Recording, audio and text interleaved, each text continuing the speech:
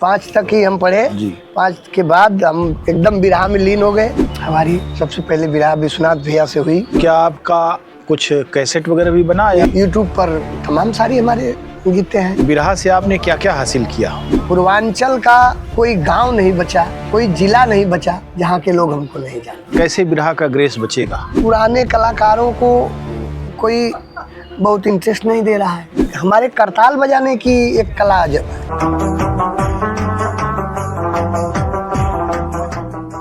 रणबांकुरों और शहीदों की धरती गाजीपुर बिरहा बांकुरों की भी धरती है और वहाँ हर ब्लॉक में 10-20 गायक भरे पड़े हैं, कवि भरे पड़े हैं और साजिंदे हैं, तमाम सारे लोग हैं, अभिनेता हैं, बहुत सारे लोग हैं जो गाजीपुर का नाम रोशन कर रहे हैं अपने अपने स्तर पर। पुराने ज़माने में भी बहुत धुरंधर कवि और कलाकार यहाँ हुआ करते थे। वर्तमान में श्री राम यादव गाजीपुर के सीमावर्ती इलाके गदाईपुर के निवासी हैं जो हमारे साथ हैं और हम उनसे जानना चाहेंगे कि उन्होंने बिरहा की तरफ कैसे रुख किया, कैसे उनका रुझान इधर हुआ और किसने उनको प्रेरित किया कि आप बिरहा गाइए। लेकिन सबसे पहले हम जानना चाहेंगे कि श्री राम यादव का जन्म कहाँ हुआ? हमारा जन्म सन 1972 में जी। गाजीपुर जिले में जखनिया तहसील के अंतर गदाईपुर गांव, जी। इसमें एक छोटा सा मौजा है, ग्राम सभा गदाईपुर में ही है, वो हड़ौली यादवों की बस्ती है। जी जी। उसी में हमारा जन्म हुआ। हमारे पिताजी का नाम स्वर्गीय गुरहु यादव, माताजी का नाम फूला देवी। हम लोग माता पिता के अंश से हम लोग 7 भाई पैदा हुए। अच्छा अच्छा। और जो कि हम 5वें नंबर पे हम हैं। और हम जहाँ तक बिरहा की शुरुआत की बात है तो हम गए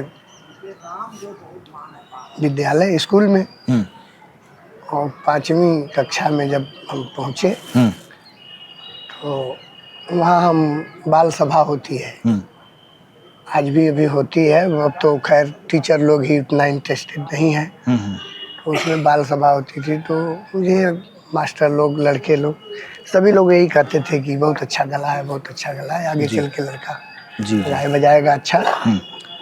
वही हम शुरुआत किए तो हमारे गांव के ही जिनको हमने गुरु मान दिया, सिन्नी भी हमने उन्हीं को दिया जी, श्री श्यामदेव प्रजापति जी। उनके साथ रहना शुरू किए, छोटी छोटी लोकगीतों से अपना गाने बजाने का काम शुरू किए। और 95 में हमें फुल अथॉरिटी मिल गई हमारे गुरुजी की तरफ से कि आप एक सिन्नी पान हमको दे करके और हमसे पूरा आदेश आपको हो जाएगा, आप खुलेआम कहीं भी किसी से गा सकते हैं। कोई यह नहीं कहने वाला है कि आप बैठ जाइए हमारे साथ गाने लायक नहीं है, क्योंकि आप अपने गुरु को सिन्नी नहीं दिए हैं। और सिन्नी देने के तत्काल बाद हम बिरहा शुरू कर दिए और गाने लगे। और स्टार कलाकारों से भी हमारी बिरहा हुई। किससे किससे? हमारी सबसे पहले बिरहा विश्वनाथ भैया से हुई, बनारस, जो रमन के अखाड़े के हैं जी। वह बिरहा चूँकि हमारे गुरुजी के गुरुजी शिवरत उस्ताद के साथ में थी उनकी, विश्वनाथ भैया की, तो उनका पैर टूट गया। तो वो न आकर के हमको फ़ोन किए, बताए कि ऐसी ऐसी बात है, बेटा चले जाओ वहाँ कार्यक्रम करो। तो हम गए वहाँ, एक भट्ठा मालिक है श्रीनाथ यादव, उन्हीं के लड़के की शादी थी। वो बारात गई थी जुआ दर्रोपुर, उसी में हम बिरहा गाए। वही हमारी दर्रोपुर तो यहीं कहीं है, हाँ बगल में। वही हमारी धड़क खुली कि हमने विश्वनाथ से गा दिया। अब हमको ये लगा कि अब हमें कोई डर नहीं है, हम एक ऊंचे स्तर के कलाकार से बिरहा गा चुके हैं जो राष्ट्रीय है। और वही हर धरती पर घूम घूम के गाते रहे, बम्बई, दिल्ली। अभी तो हम फिलहाल ये गए थे गणपति में, बम्बई 2-4 प्रोग्राम था जी। बुलाते हैं लोग, जाते हैं और जहाँ अच्छा प्रोग्राम होता है। और बालचरण जी से गाए, राम जन्म जी से गाए। 2002 में हम गीता त्यागी से बिरहा गाए, जो गीता त्यागी का जमाना था उस समय। वह राहुल संस्कृतांग हमारे यहाँ चकरपानपुर जो इस समय पीजीआई है वहीं के थे। उन्हीं के मूर्ति के पास बिरहा लोग करवाए, बाजार के लोग। और उसमें यही हल्ला हुआ कि अरे श्यामदेव का टेरी हवा यार, वो क्या गाएगा गीता त्यागी के साथ। और सचमुच आपसे बताएं कि सरस्वती का उस दिन हमको ऐसा बास हुआ।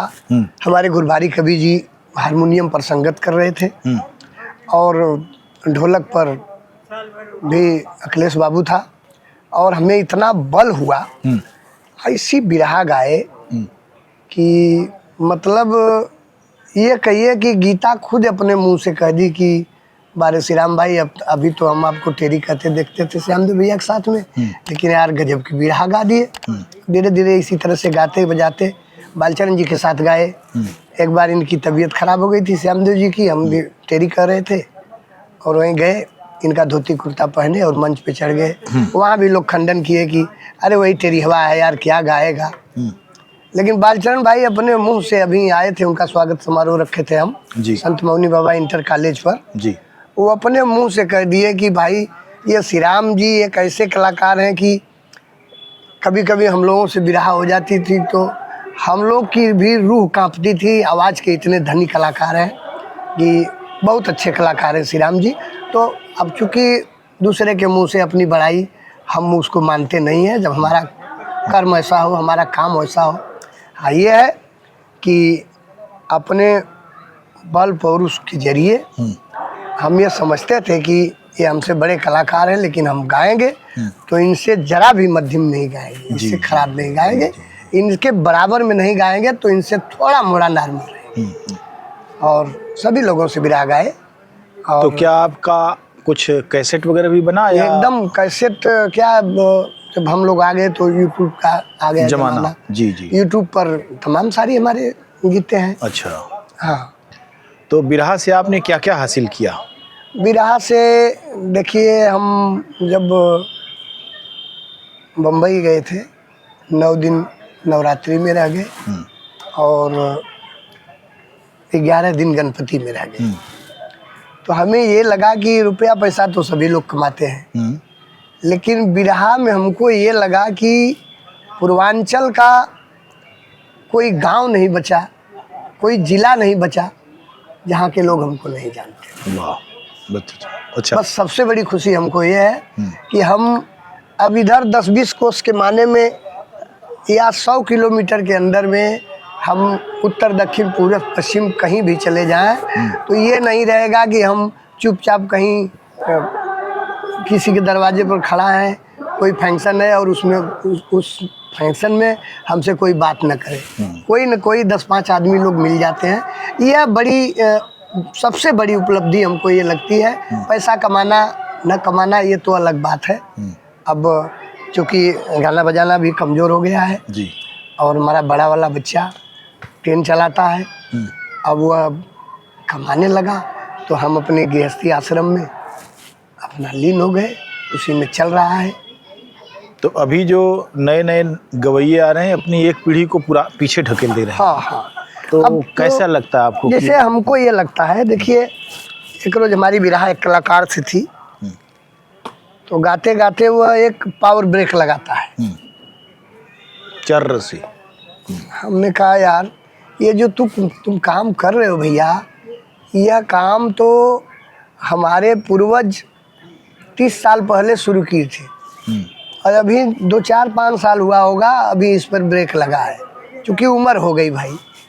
और जो भी नया काम हुआ है ये इतिहास में है, इतिहास गवाह है कि जो भी नया काम हुआ है वो हमारे ख़ानदान से शुरू हुआ है। ख़ानदान का मतलब जैसे हमारे ख़ानदान के सोयद गुरु, सिमरत गुरु और हमारे श्यामदेव गुरु जी, तो श्यामदेव गुरु जी ने बिरहा में एक ऐसा नया मोड़ दिया कि वह गाते गाते करताल को कहाँ रोक देते थे पूरा साज बाज लेकर के, यह कोई नहीं जान पाता था। तो वह तो हमारी पुरानी हो गई। और जो हम ख़ानदान की बात किए हैं तो हमारे सिमरत उस्ताद ऐसे थे कि बिरहा में एक ऐसी चीज़ ला दिए कि जिसको लेकर के पूरे कलाकारों में खलबली मच गई कि सिमरत फिल्मी गा रहे हैं, सिमरत फिल्मी गा रहे हैं। हो गया ना, हल्ला हो गया जैसे कि भाई फिल्म को लाने वाले सिमरत उस्ताद हमारे बिरहा में है। हमने बताया कि यह कोई नई चीज़ नहीं है, यह हमारे पूर्वजों की बहुत पुरानी धरोहर है। इसको हम लोग कभी करके छोड़ दिए हैं। बाबू अब तुम लोगों की नई उम्र है, गाओ बजाओ कमर हिलाओ। अब जैसे लगता है कि अब ये गले से उतर करके ये आ गई है कमर पे। अब तो हम लोग यही समझते हैं जी। तो कलाकार जब तक नाचेगा ऐसे नहीं। में कैसे बिरहा का ग्रेस बचेगा? अब ग्रेस बचाने का मतलब कि अब पुराने कलाकारों को कोई बहुत इंटरेस्ट नहीं दे रहा है, भाव नहीं दे रहा। भाव नहीं दे रहा है।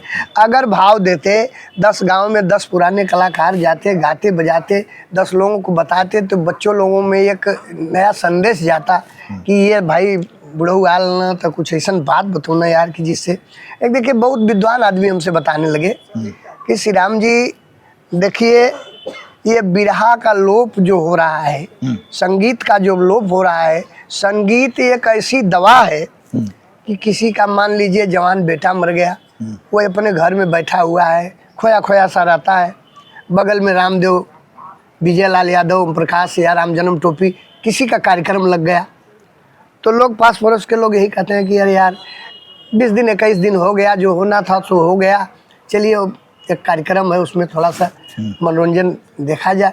तो उसमें आदमी थोड़ा भूल जाता था, तो भूल जाता था तो उसका गम कुछ कम हो जाता था। तो यह एक रोग, इसे ये बिरहा से मन हटाने का मतलब पब्लिक में एक इसको रोग ही कहा जाए, ये एक बीमारी बढ़ रही है। तो लोग मिल के इसको सामूहिक तौर पर क्यों नहीं बचा रहे हैं? से एक आदमी मात्र कलाकारों से होता तो कलाकार तो मिल के कर लेते, जैसे कलाकारों से होगा, लेकिन अब वही है कि कुछ कलाकार ऐसे हैं कि पहुंच जा रहे हैं फलाने का हाजी बाबा मर गए, एक कफन लेके पहुंच गए भैया, अब वहाँ सोर्स लगाने लगे कि भैया तेरे एक दिन हमार बिरहा हो जाए, तो कैसे बचेगा? माने लालच उनकी इतनी है कि उनका बिरहा हो जाए। हाँ, तो ऐसे थोड़ी बचेगा। उस पे मनन करिए, चिंतन करिए कि आखिर हमारा ये हमारी संगीत का लोप क्यों हो रहा है, इस चीज़ को बचाने का काम करिए। देखिए मैं बहुत ज़्यादा, मेरी शिक्षा दीक्षा भी नहीं जी, कोई बात नहीं। 5 तक ही हम पढ़े, 5 के बाद हम एकदम बिरहा में लीन हो गए, और बिरहा में जाने के बाद लोगों के मुंह से ये सुनने को मिला कि श्री राम जी जैसे लगता है यार कि तुम MA BO किए हो। हम कहा नहीं भैया, झूठ बोलना ठीक नहीं है, हम झूठ बोलेंगे भी नहीं, झूठ बोलना पाप है और कोई जरूरी नहीं है। हमारे अपने फन में बिरहा के हमारे गुरुजी, बिरहा के हमारे उस्ताद श्यामदेव प्रजापति हैं, जिनको हमने सीनी दिया, और हमारे करताल बजाने की एक कला अजब है जी, अलग ढंग की है, जो हमारी विजय लाल जी से मिलती है। करताल के हमारे उस्ताद तो विजय लाल से भी कभी मुकाबला हुआ कि नहीं? हाँ, वही कोनिया पर उनके घर ही लगे। हाँ, अच्छा, रामदेव जी की स्मृति थी जी, तो उसी में अब एक बिरहा हम गाए। उस बिरहा के बाद बनारस के लोगों में जैसे खलबली मची, तो खैर वो हमारे उस्ताद हैं, वो तो यहीं के हैं, बनारस के। कहाँ हैं वो? नहीं, बनारस के लोगों में खलबली मची कि बनारस में आ करके श्री राम इतना तेज बिरहा गा दिया, अब इसका जवाब कौन देगा? तो विजय लाल को चुने लोग, और विजय लाल गाए, फिर विजय लाल को हमने उस्ताद मान दिया। अच्छा, मतलब पर बनारसियों ने विजय लाल को बनारसी बना दिया। क्या बात। करताल में हमारे गुरुजी हैं विजय लाल, करताल की शिक्षा जो है जी हमको नहीं, बहुत विजय लाल जी से मिली। बहुत बहुत धन्यवाद। आज देखिए रोशनी इतनी भयानक तरीके से हमको डपट रही है कि अब हमको इस वार्ता को बंद करना पड़ेगा। आपको बहुत बहुत धन्यवाद कि आपने समय दिया। फिर बातचीत होगी। नमस्कार। ठीक, नमस्कार।